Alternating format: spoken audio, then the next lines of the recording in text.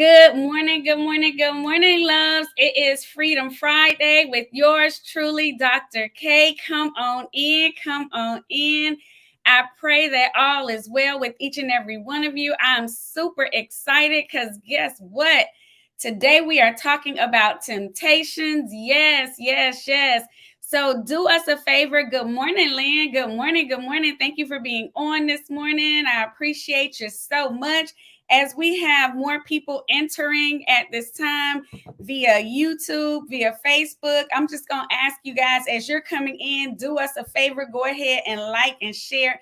Like and share. Good morning, good morning, good morning. Thank you guys so much. Thank you so much. Whew, it is Friday. Can you believe it? I'm sitting here and I'm like, I got my tea. I'm ready to go. I got a great word this morning on the God Zone, so I'm excited. Good morning, Pastor Butler. Good morning, good morning, good morning. And I've been here just, kind of sitting still, meditating because there's so much going on, so much each and every day. And I tell God, I'm like, Lord, I don't want my normal to be every day that I wake up, I'm getting calls that someone has left. And he's like, there's a season for everything. And I said, to God be the glory. And I left it at that.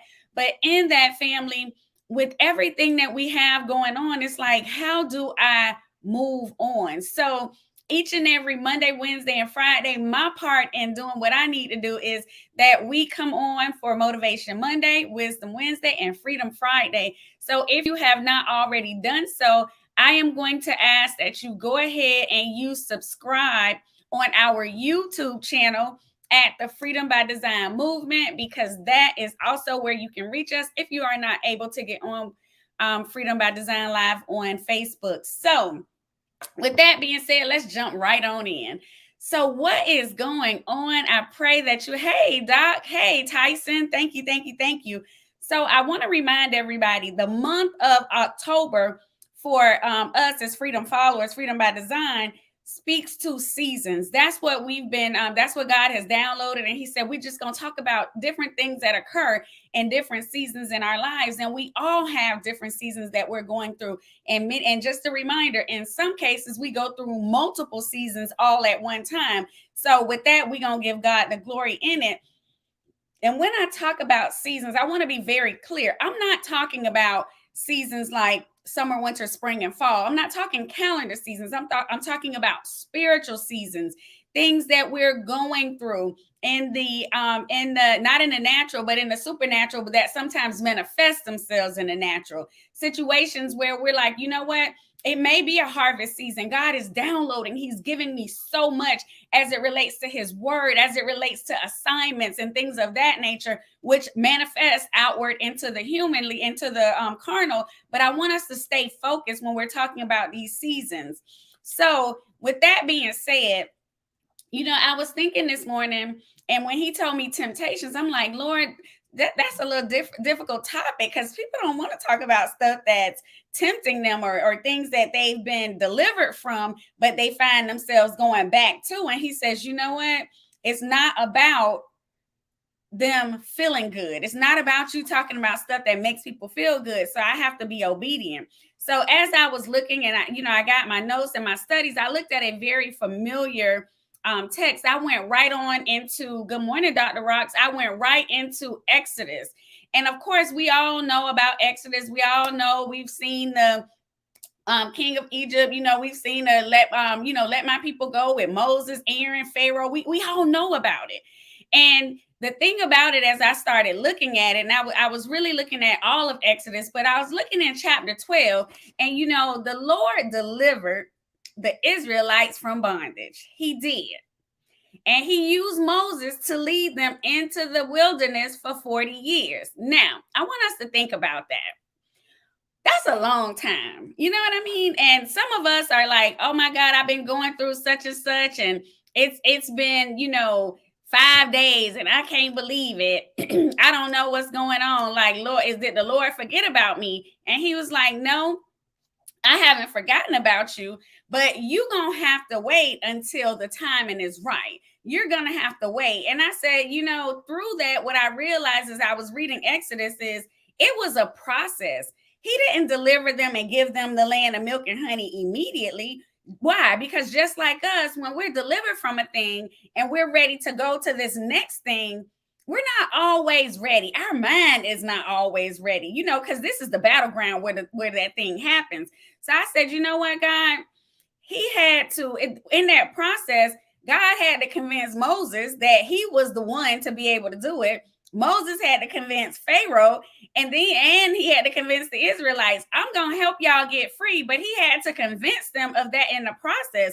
So in going through it, I thought about that thing. I said, and Moses didn't even feel like he was worthy. And some of us, God, we're asking for deliverance. Good morning, everyone. We're asking for it, but we don't even really feel like we're worthy. We feel like, God, did you mean for that to be me? Yeah, I wanted it, but I just want to make sure that it's okay, and he told him, he said, you know what, I'm going to do a thing, and I want you to see, and he told them, you know what, I am the Lord. I'm going to bring you out from the yoke of the Egyptians. I'm going to deliver you and I'll redeem you. But they still ain't believe. They believed it, but they kind of didn't believe it. So as I was looking at that thing, I said, the Israelites were tempted quite a few times. As I was studying, it looks like it was about 10 times.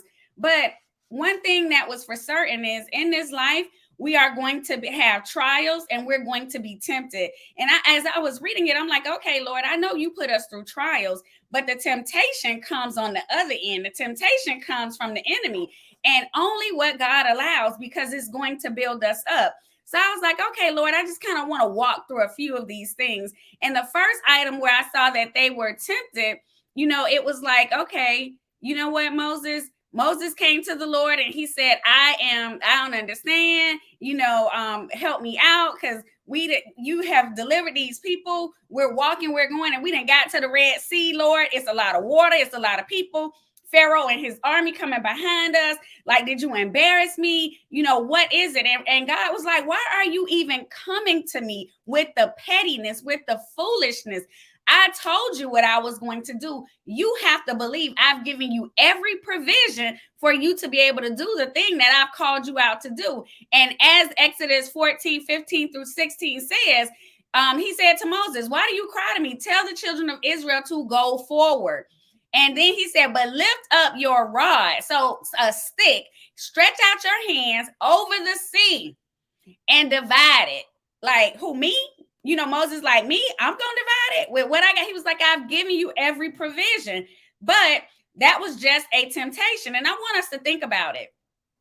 Anytime God has delivered you from a thing, a situation, or a circumstance, have you ever gotten to the end of the deliverance? You're right at the door of, okay, I'm gonna walk out. I'm leaving the job. He's giving me the new job. I'm about to. The relationship is over. This is done. I'm able to move. I'm closing this chapter of my life. Just when you're about to close the door, it looks like it's a little unsettling on the other side, because we can't see what's on the other side, and then we get nervous. We're tempted. It's like, well, at least I know there's foolishness behind me. I don't know what's coming ahead of me. Have you ever been like that, or is it just me? Because y'all know I'm going to be super transparent, open, and honest, because I've been in those situations where I'm like, okay, Lord, this isn't for me. I went through a situation where I was in a position for 6 years. And from day one of being in that position, I'm like, why you got me here? Yeah, I can do it. Yeah, I can make some great things happen, but I'm catching hell, Lord, every which way. I'm catching hell from the people above me.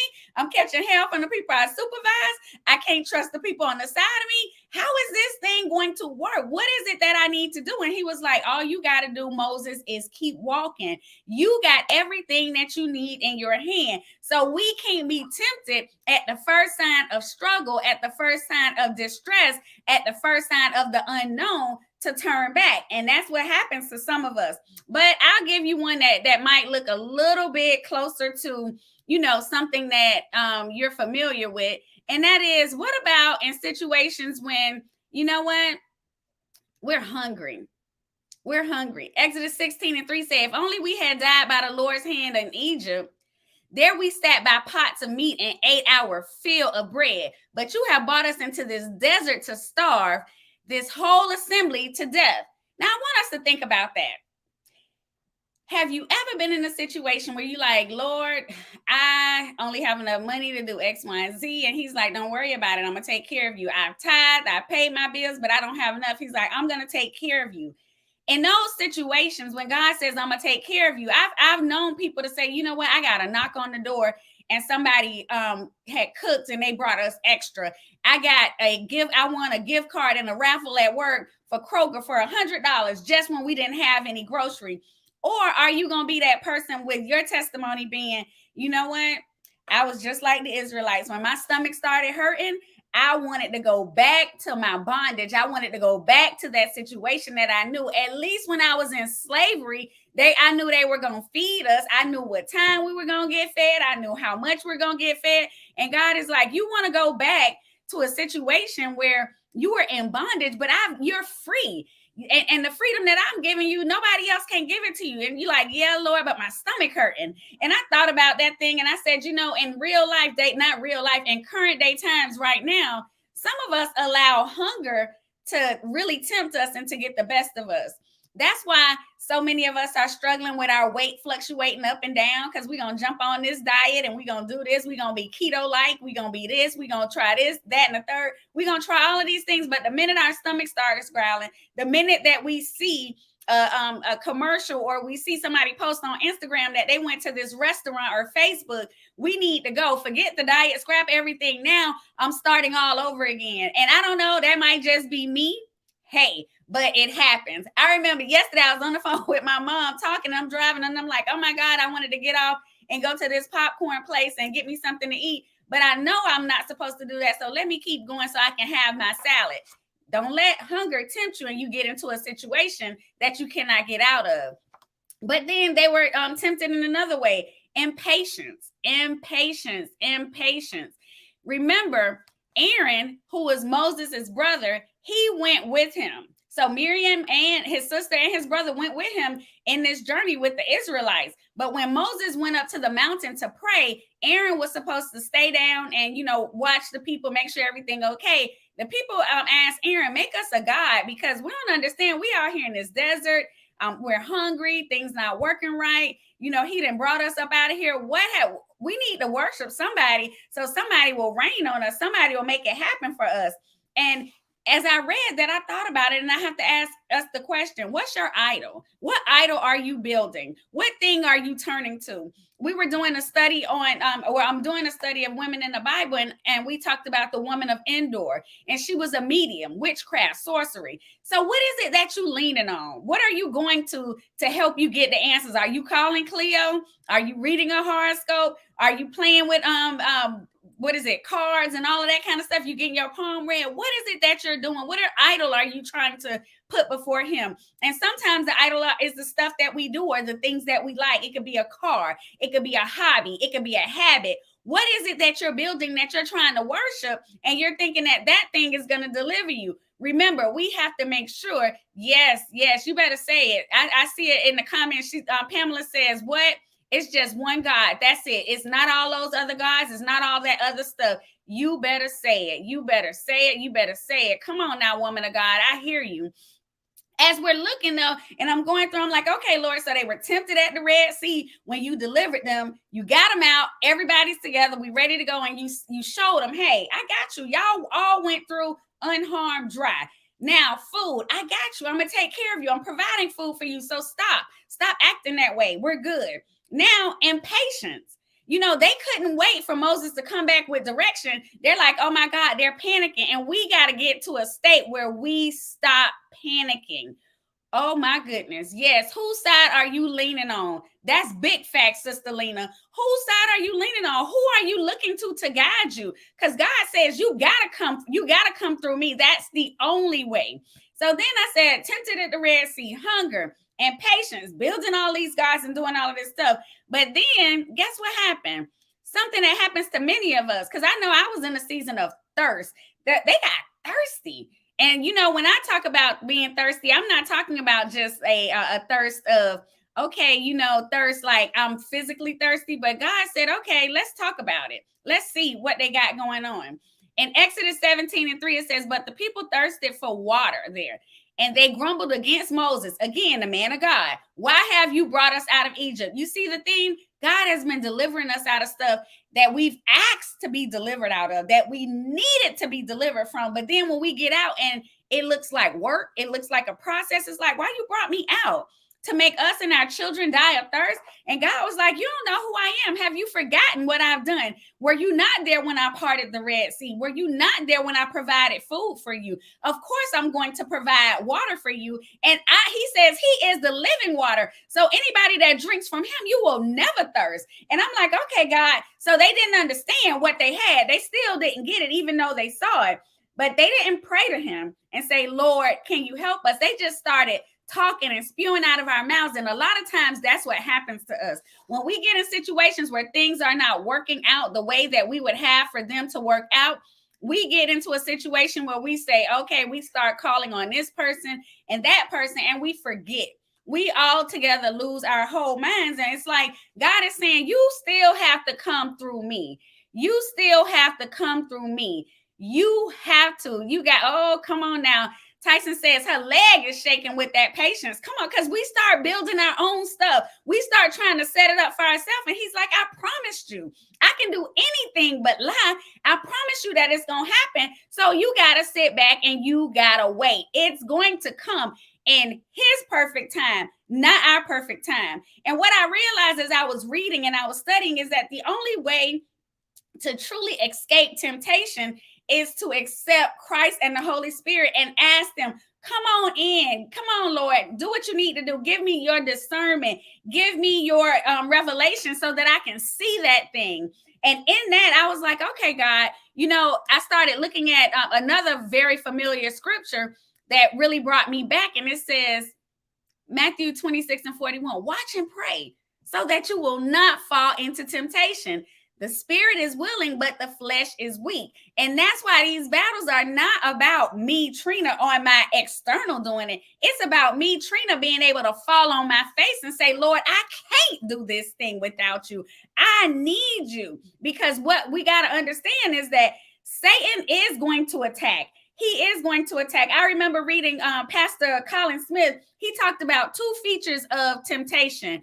One, he says the enemy is going to become more intense and diligent. So when God is setting you up to do a mighty thing, when he's getting ready to move you into your land of milk and honey, when he's getting ready to elevate you, you'll start noticing people and things that were in your past, doors that were closed, now they're going to try to slide their way back in. Situations going to try to come, and it'll be a familiar thing. So you might be like, well, I remember them. That's familiar. So it's not a bad thing. But you know what? At the end of the day, he says, I've already delivered you from that. So you got to be careful. And the enemy will use things that look familiar to you. He'll use things that are in your comfort zone. But remember, none of us have ever grown inside of our comfort zone. So, oh, girl, God does not need a backup plan. Come on now. You better say it, Tyson. You better say it. He does not. And again, number one, enemy is going to become more intense and more diligent. So if your battles are seeming to intensify, if stuff is coming all over, know that something mighty is about to happen, because the enemy is not going to waste his time with somebody who ain't about to do nothing. So I want you to put that in your feather cap.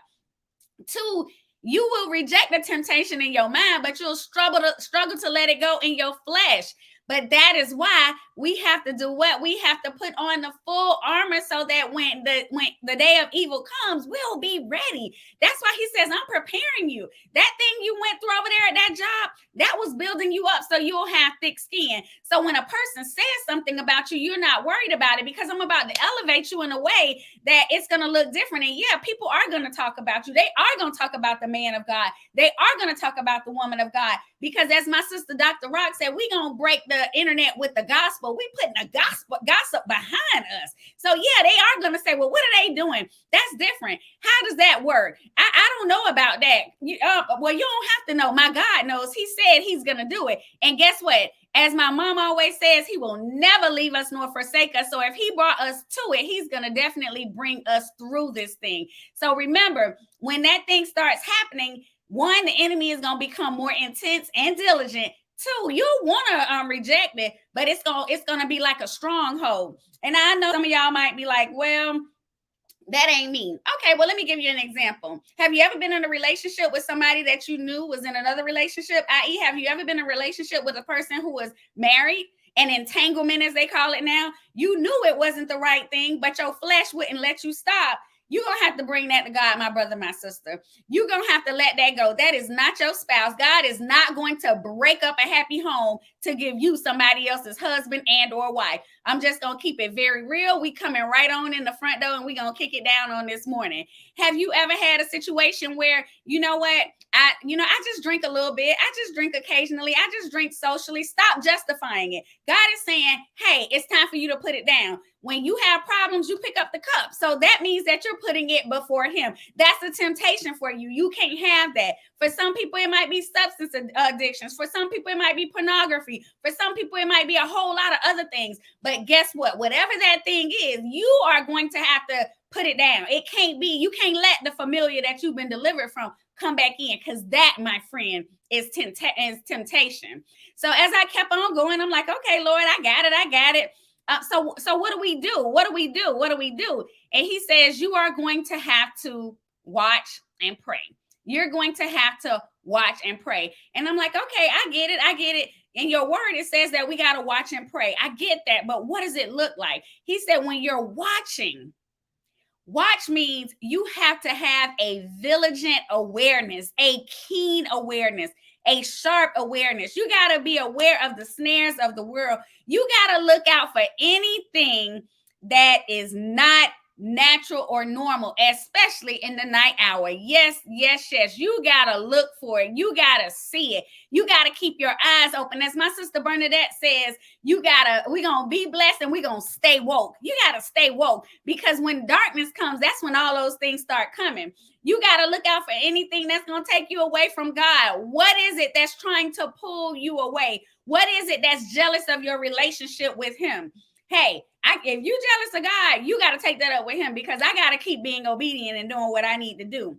Peter warned us about being sober-minded, having a clear mind so we can stay focused. The next thing is, he said, watch. And then he said, you know what? You're going to have to pray. Why? Because when we pray, we're communicating with him. And he's in the word, it says, pray without ceasing, so that we can stay connected, so that he can give us discernment, so that he can give us revelation about what it is that's coming, what it is that's there. So family, temptations are coming. We got to watch and pray so that whatever comes won't enter us. We got to watch and pray so whatever comes, it can just be bouncing off of us. And they'll be like, well, dog, that spirit just jumped into this person, but you walked right through it. Yeah, because I was ready. I got on my full armor. I'm ready to go. We got to think about the times that Jesus told his disciples, listen, I need y'all to watch and pray. And he told them on two different situations. Yes, Rutho, I see what you're saying. Something try to make you drift away. You got to put that anchor of Jesus down. Come on, what a mighty anchor it is. You know, on two occasions, Jesus told the disciples to watch and pray. The first time was in Luke 21, when he warned them that, you know what, you got to live your life as if these are the last days, because there's some stuff that's going to start happening. People going to start shaking. It's going to start looking different. And we got to be ready. We have to be ready. We got to look out and pray for strength. Look out, watch, and pray for strength. And the second time was the night before his crucifixion, when he took the disciples, he went to the Garden of Gethsemane, and he said, listen, I'm going up here to pray and do what I need to do. I need y'all to watch and pray. So, and he came back. He's like, y'all need to wake up. You got to stay woke. You got to keep your eyes open, because guess what? The enemy is not sleeping. He is going to use whatever he needs to use to tempt you, to get you off course. So stay woke, family. Look, keep your eyes open. Pray without ceasing. That's how you communicate with God. That's how he shows us what it is that he wants us to do. So with that being said, family, that's what I have for you on this Freedom Friday. We are already at the top of the hour. Whew. And if you are listening for the first time, this is Freedom Friday. We do this every Friday at 7:30 a.m. with yours truly, Dr. K, live. We actually, on Freedom by Design, we are live on Monday for Motivation Monday, Wednesday for Wisdom Wednesday when we have a guest.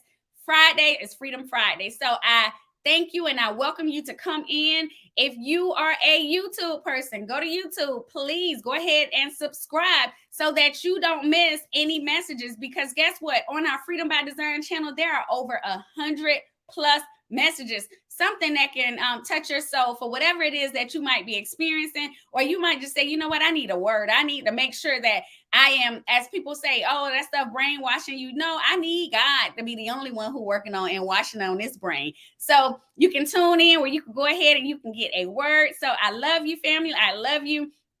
Good morning, good morning, good morning. I see people are still logging in and logging on, but go back and listen. Go back and listen. Also, on next Wednesday, I am going to have a beautiful woman of God who is coming on. She's going to be my guest, and her name is Emily Salters Kendrick. Stay tuned for the flyer. It is coming out because we're going to have a good time and a good conversation. So y'all can tag a friend and share with a friend. But guess what? I'm going to see y'all on Monday for Motivation Monday. I love you. God bless you. And guess what? It's not a thing that you can do about it. Peace, guys. Have a great day. Bye-bye.